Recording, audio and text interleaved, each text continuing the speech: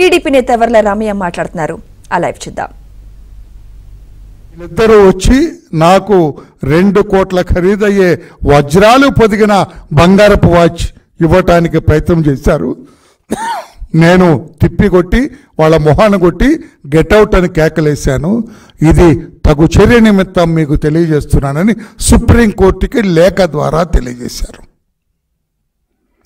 I don't know why supreme court మౌనంగా ఉందా, దాని మీద ఏమైనా విచారణ ఆర్డర్ చేసిందా నాకైతే తెలియదు. కానీ దీన్ని బట్టి సుప్రీంకోర్టు మౌనంగా ఉన్నట్లుగా అనుకుంటున్నాను నేను. కాదంటే సుప్రీంకోర్టు చెప్పాలి, తప్పేం లేదు. మామూలు రామయ్య అనే ఒక సామాన్యుడు అడిగిన దానికి సుప్రీంకోర్టు సమాధానం చెప్పాలి. ఆ జడ్జి గారు మీకు లేఖ వ్రాస్తారా లేదా?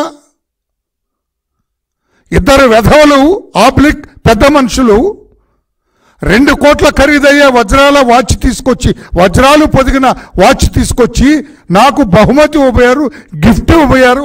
నా కొడుకు వివాహం సందర్భంగా నేను వాళ్ళ మొహాన కొట్టాను, అరెస్ట్ చేస్తానని బెదిరిస్తే పారిపోయినారు నా దగ్గర నుంచి.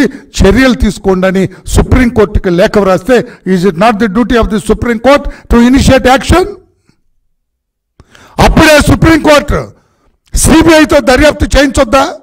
ఈ వెధవలు ఆబ్లిక్ పెద్ద మనుషులు సంగతి తేల్చొద్దా? ఈ వెధవలు ఆబ్లిక్ పెద్ద మనుషులు అంటే వెధవలై ఉండొచ్చు, విచారణలో తేలితే నిజం తప్పు అని తెలిస్తే పెద్ద మనుషులు, లేకపోతే వెధవలుగానే ఉంటారు వాళ్ళు. తేల్చొద్దండి. సుప్రీంకోర్టు ఏం చెప్పిందో ఇప్పటికీ మౌనంగానే ఉంది.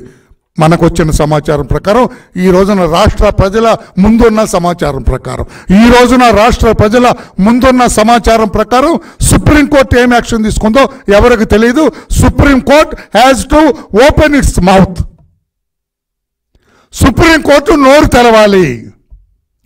ఈ ఇద్దరు వెధవులు 2 కోట్ల రూపాయల విలువ కలిగిన ఈ వజ్రాలు పొలిగిన వాచ్ ఆ జడ్జి గారికి, ఆనాడు ఆంధ్రప్రదేశ్ హైకోర్టులో పనిచేస్తున్న జడ్జి గారికి, ఇతర రాష్ట్రంలో ఆయన ఇంట్లో జరుగుతున్న వివాహం సందర్భంగా వెళ్ళి ఇవ్వటానికి ప్రయత్నం చేస్తే సుప్రీంకోర్టు ఏం యాక్షన్ తీసుకున్నది బయటకు చెప్పాలి కదా.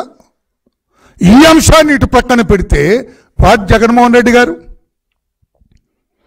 ఏమిటి జడ్జిల్ని ప్రలోభ పెట్టే విషయం?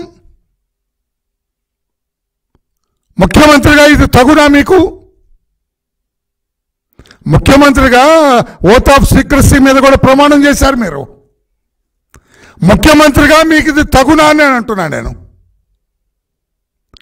మీ తరఫునే కదా వాళ్ళు 2 కోట్ల రూపాయల వాచ్ తీసుకెళ్తే, లేకపోతే అతనికి ఏం పని ఉంది? బోడిగుండోడు ఎవడంటాడు, ఈవో ధర్మారెడ్డి, ఆడికేం పని ఉంది హైకోర్టు జడ్జితోటి? ఇతని పెద్ద మనిషి ఆబ్లిక్ వెధవ, ఇతనికేం పని ఉంది?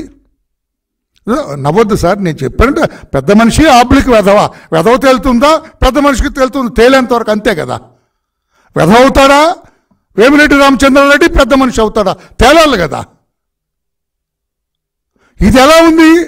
గతంలో మీ అన్న ముఖ్యమంత్రి గారు, మీ అన్న గాలి జనార్దన్ రెడ్డి గారు కూడా బెయిల్ మీద బయటకు రావటానికి జడ్జి గారికి 100 కోట్ల రూపాయల ఒప్పందం జరిగింది. పాపం ఆ జడ్జి గారు కూడా చనిపోయినట్టున్నారు.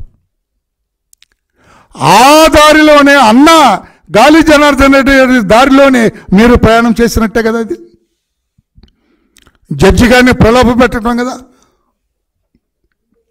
మీరన్న మామూలు మనిషా, పవిత్రుల, ఏ కేసు లేని వాళ్ళ? ఆంధ్రప్రదేశ్ రాష్ట్రంలోనే సిబిఐ కోర్టులో పలు కేసులు ఉన్నాయి, ఎన్ఫోర్స్మెంట్ డైరెక్టరేట్లో 5-6 కేసులు ఉన్నాయి. అన్ని కేసుల్లో విచారణ ఎదుర్కోవాల్సిన వాళ్ళు మీ అధికారాన్ని అడ్డుపెట్టుకొని కోర్టుకు వెళ్ళట్లేదు. That is a different thing. అది సుప్రీంకోర్టులో ఉంది, హైకోర్టులోనే ఉంది, అది సబ్జుడిస్ అవుతుంది. I don't involve my self in that. Sub judice అవుతుంది కనుక అది కోర్టు, మీరు మీ మీద కేసు వేసిన వాళ్ళు తేల్చుకుంటారు. ఇదేమిటి? గాలి జనార్దన్ రెడ్డి 100 కోట్లకు ఒప్పందం చేసుకొని బెయిల్ మీద రావడానికి ప్రయత్నం చేసిన దానికి ఈ రోజున మీరు 2 కోట్ల విలువైన ఈ వజ్రాలు పొదిగిన వాచ్ హైకోర్టు జడ్జి గారికి మీరు పంపించిన దానికి వాట్ ఈస్ ది డిఫరెన్స్? ఏమిటి తేడా అని చెప్పి నేను అడుగుతూ ఉన్నా. సమాధానం, మీరంతా ఇంతేనా? వ్యవస్థలను మేనేజ్ చేసుకొని బతుకుతారా మీరు?